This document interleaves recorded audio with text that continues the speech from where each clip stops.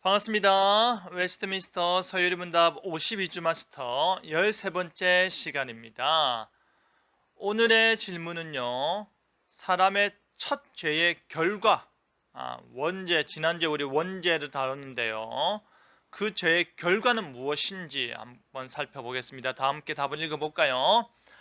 아담 한 사람만 타락한 것이 아니라 아담 이후 태어난 모든 사람이 타락해 되었습니다.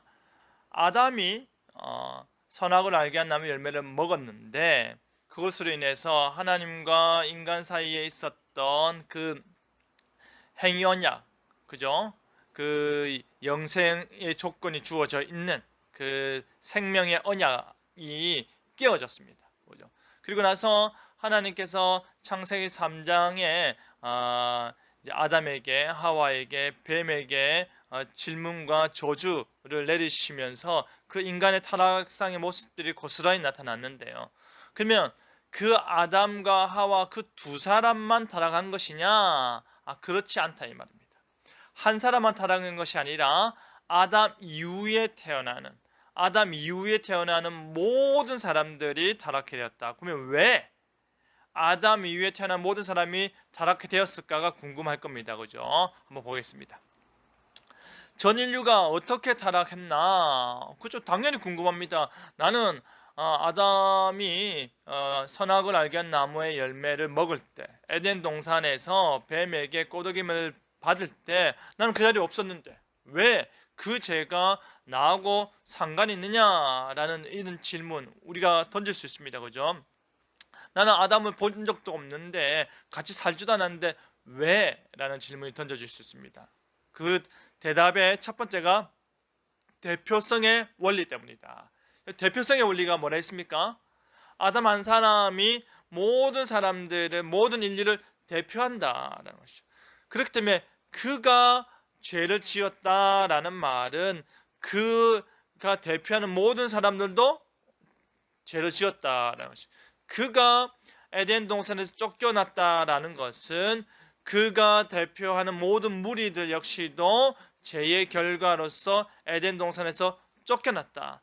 그가 하나님과 함께할 수 없는 존재가 되었다라는 말도 마찬가지죠. 그래서 그 안에서 그와 함께 대표성의 원리입니다. 그 안에서 아담 안에서 아담과 함께 우리가 죄를 지었다, 타락해 되었다. 두 번째는 아담의 죄가 우리에게 어떻게 되기 때문에 전가되기 때문에 그의 죄가 우리에게 전가되는 것입니다. 그렇죠. 그 말은 아담이 죄를 지었을 때 우리가 그 안에 그와 함께 있었지만 동시에 하나님과의 관계적인 측면에서 에덴 동산에서 그 태초에 우리에게 주어진 모든 복락들 가운데서 쫓겨난 상태, 벗어난 상태, 그 죄된 상태인 것이죠. 그래서 그 죄가 우리에게 전가가 되고 동시에 죄와 불행의 상태로 떨어진다라는 것이죠. 죄와 불행의 상태로 우리가 나가게 되었다. 의와 행복의 상태가 에덴 동산인데 그곳에 함께할 수 없으니까 이제 쫓겨났다. 죄가 전가되었듯이 둘째 아담이신 예수 그리스도를 말미암아 의가 전가되는 은혜가 우리에게 주어진다는 것이죠. 그 다음 볼까요? 그럼 죄의 요소는 뭐냐? 죄의 요소는 무엇인가? 첫 번째, 죄책이다. 죄책이란 말이 탁 안 와닿습니다.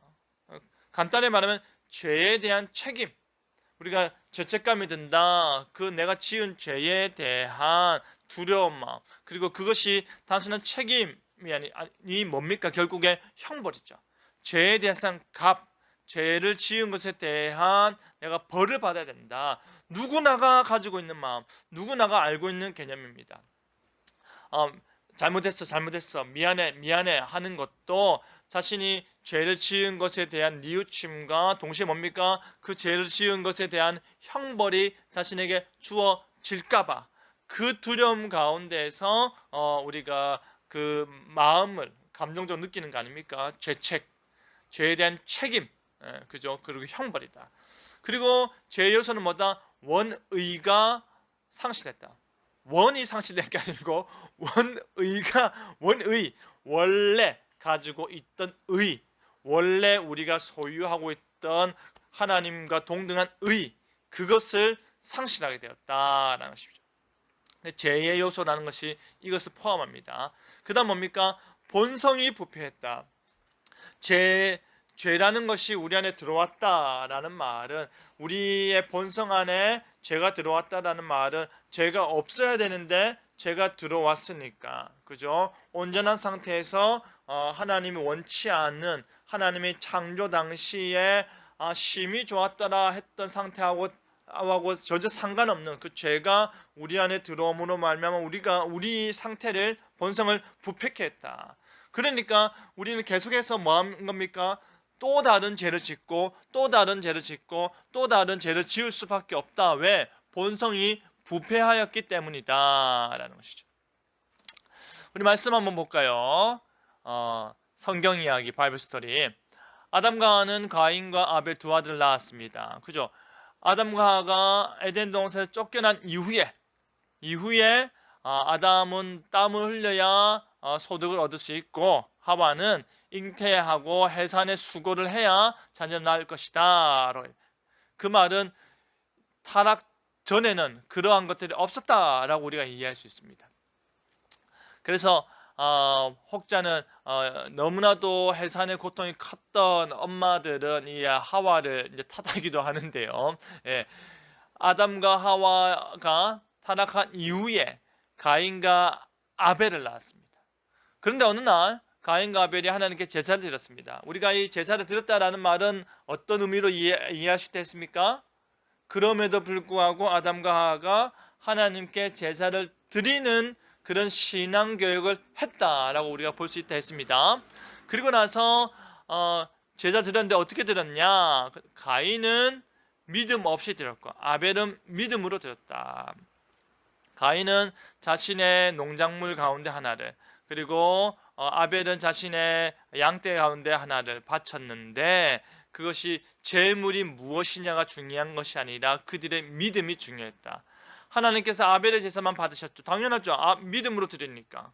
그런데 여기에 있어서 가인이 화가 나서 아벨을 죽여버립니다. 자신이 믿음 없이, 성의 없이 하나님을 경외하지 않는 마음으로 제사를 드려놓고 하나님이 그걸 안 받으니까 너 거는 나 안 받을래 하니까 화가 나서 받은 아벨, 하나님이 받은 아벨을 죽여버리는 것입니다. 그러니까 가인뿐 아니라 아담과 하와 이후로 태어난 모든 사람이 죄를 짓습니다. 이 말은 가인이 아담과 하와의 범죄한 이후에 타락된 본성 가운데서 태어나는 모든 사람들을 상징적으로 보여주는 모습이다라는 것이죠. 그 죄를 이겨내고 의로운 상태의 믿음의 삶을 살았던 모습은 아벨이었고, 그 죄된 본성 가운데 흡수되어서 그대로 삼킴받은 존재가 가인이었다.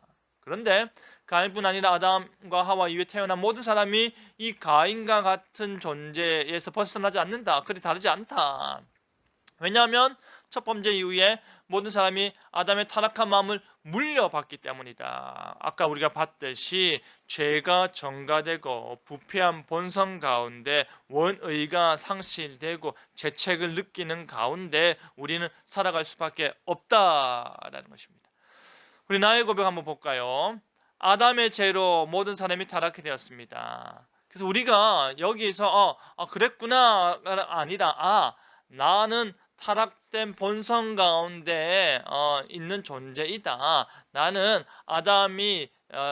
첫째 아담이 나의 대표성을 가지고 동시에 둘째 아담 예수 그리스도께서 나의 대표성을 가지셔서 첫째 아담으로 말미암아 죄된 본성을 가지게 되고 죄가 전가되었지만, 둘째 아담을 통해서 또다시 뭐다?